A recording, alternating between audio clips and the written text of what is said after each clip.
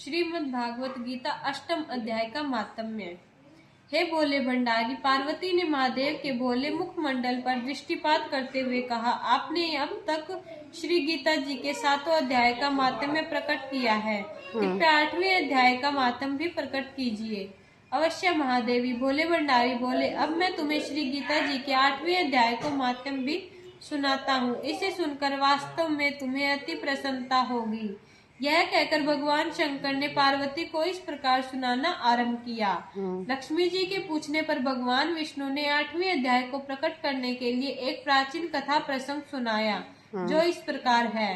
दक्षिण में एक आमर्दकपुर नामक एक प्रसिद्ध नगर है। इस नगर में एक भाव शर्मा नामक ब्राह्मण रहता था। वह मांस मदिरा का खूब सेवन करता था। श्रेष्ठ पुरुषों के धन में चोरी करना, पर स्त्री से संसर्ग करना, इसी प्रकार के कर्मों का संलग्न रहना अपनी बहुत बड़ी बहादुरी समझता था। उसने एक वेश्या को अपनी पत्नी के रूप में घर पर रखा हुआ था। इस प्रकार वह संसार भर के पाप कर्मों में लिप्त रहता था। एक दिन अत्यधिक मात्रा में ताड़ी का सेवन करने से वह पापात्मा मृत्यु को प्राप्त हो गया। इस प्रकार मरने के उपरांत उसे एक बहुत बड़े ताड़ के वृक्ष की योनि प्राप्त हुई। वह जड़ रूप में खड़ा हुआ। सर्दी गर्मी बरसात में अपने स्थान पर खड़ा कष्टों को मौन रहकर सहता रहा। इसी प्रकार वर्षों बीत गए। एक दिन ताड़ की घनी और गाढ़ी छाया की ओर आकृष्ट होकर ब्रह्म राक्षस का एक जोड़ा उधर से आ निकला और उस वृक्ष के नीचे बैठकर विश्राम करने लगा। यह ब्रह्म राक्षस अपने पूर्व जन्म में एक सदाचारी ब्राह्मण था। उसका नाम कुशीबल था। वह वेद वेदांगों के तत्व का ज्ञाता तथा संपूर्ण शास्त्रों के अर्थ का विशेषज्ञ था। उसकी पत्नी का नाम कुंती था। वह बड़ी ही दुष्प्रवृत्ति की स्त्री थी। कुशीबल एक विद्वान होने के बाद भी बड़ा लालची था। उस पर अपनी पत्नी के विचारों का बड़ा प्रभाव था। वह लोभवश प्रतिदिन अपनी स्त्री के साथ भैंस, काला पुरुष तथा घोड़े आदि का दान ग्रहण करता था और दूसरे ब्राह्मणों को दान में प्राप्त कोई भी वस्तु न देता था।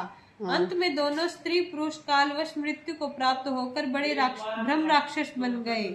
अब वे इस योनि को कष्टों भोगते हुए एक ताड़ वृक्ष के नीचे विश्राम के लिए पहुँचे थे। ताड़ वृक्ष के नीचे बैठकर पत्नी ने पति से पूछा, नाथ, हम लोगों के ये भयंकर कष्ट किस प्रकार दूर होंगे और कैसे इस ब्रह्म राक्षस की योनि से मुक्ति मिल सकेगी? पति बोला, ब्रह्म विद्या के उपदेश, अध्यात्म तत्व के विचार और कर्म विधि के ज्ञान के बिना हमें इस योनि में कदाचित मुक्ति मिलना संभव नहीं।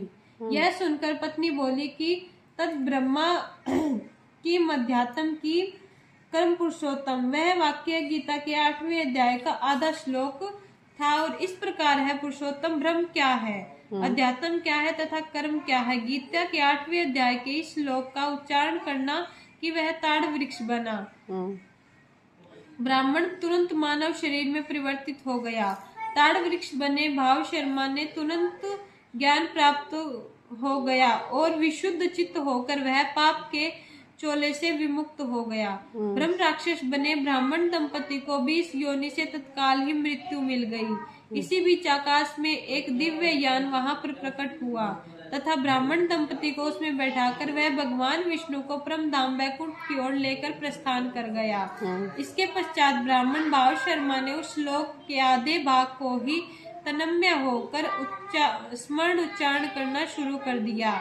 वह काशीपुरी में जाकर रहने लगा तथा भगवत भुक्ति तथा इस श्लोक का नित्य प्रतिदिन जाप करने लगा।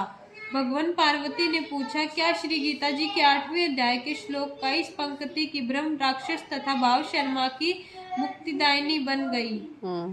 हाँ महादेवी, भगवान शंकर बोले। ब्रह्म राक्षस दंपति को तो तुरंत ही वैकुंठ लोक में बुलावा लिया गया।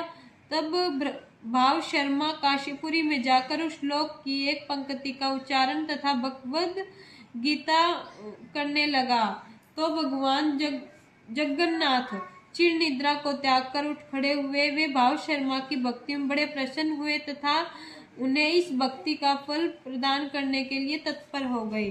भगवान पार्वती बोली, श्री हरि जगन नारायण से भाव शर्मा की ओर उस की भक्ति का क्या फल प्रदान किया।